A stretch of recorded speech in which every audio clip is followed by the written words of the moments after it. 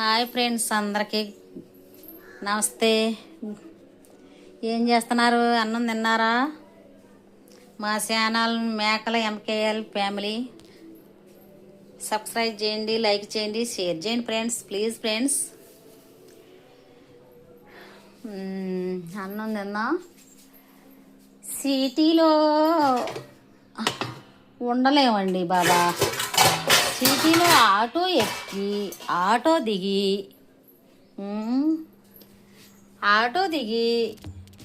ఆటోలో కాలు పెట్టి మళ్ళీ కాలు కింద పెడితే 10 రూపాయలు 10 రూపీస్ కొట్టమంటున్నారు. 10 రూపీస్ కొట్టు అంటున్నారు. 10 రూపీస్ ఏమని కొడతావు? కాలు ఆటోలో పెట్టి ఇటు కిందకి దింపాను బాబా. ఏంటి కిందకి తీసినందుకు 10 రూపీస్ కొట్టి కూర్చొని కాసేపు ఒక 10 నిమిషాలలో ఎక్కడికన్నా వెళ్ళినందుకు 10 రూపీస్ కొట్టి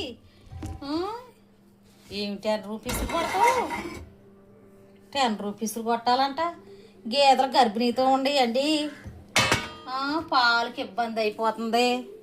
పల్లెటూరు అంటే ఇబ్బంది కాదనుకోండి. ఆ పక్కింటి వాళ్ళ గేదెలు గర్భిణీతో ఉన్నాయిగా. ఇదిగో పెరుగు ప్యాకెట్ తెచ్చుకున్నాను అన్నమాట. ఈ పెరుగు ప్యాకెట్ ఇది మంచిగా ఉండదండి. ఏం చేస్తావు మరి? కట్టకట్ట తాగాలిగా. ఆ కడుపులో అయితే అదే పోద్ది.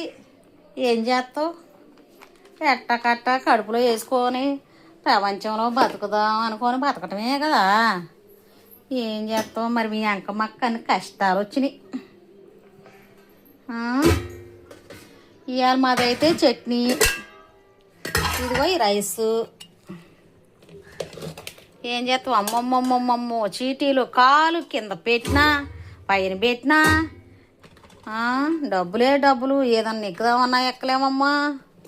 పల్లెటూరులో అంతా మంచి గాలి వాతావరణం సిటీలో రాదు. చెట్ల గాలి, చెట్లు పెంచుకోవాలి. చెట్లు పెంచుకుంటే ఎంత మంచిగా ఉంటుంది. చెట్లు పెంచుకోవాలి. వాతావరణం కూడా మంచిగా ఉంటుంది పల్లెటూర్లలో. పల్లెటూరులో ఉన్నంత సుఖం సిటీలో ఉండదమ్మా.